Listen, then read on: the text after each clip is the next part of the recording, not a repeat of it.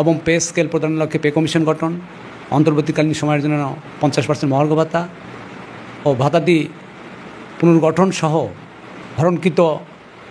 Selection grade time scale ফেরত নিয়ে আমরা যে কর্মসূচি চালাচ্ছি, সেই কর্মসূচির পবিত্র মাহে রমজানকে সম্মান দেখিয়ে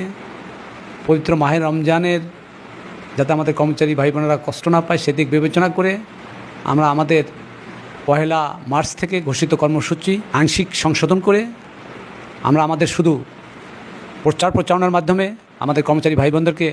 সচেতন করার কাজ চালিয়ে যাচ্ছি। প্রতিটা দপ্তরে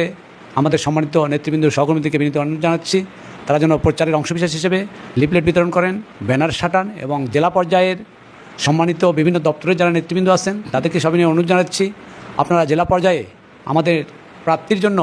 যে কর্মসূচি চলমান কর্মসূচি সফল করার জন্য জেলা পর্যায়ে আপনারা ঐক্যবদ্ধ হন। আপনারা ঐক্যবদ্ধ হয়ে প্রচার প্রচারণার কাজ চালিয়ে যান। আমরা ইনশাল্লাহ পবিত্র মাহে রমজান শেষে, ঈদ উল ফিতর শেষে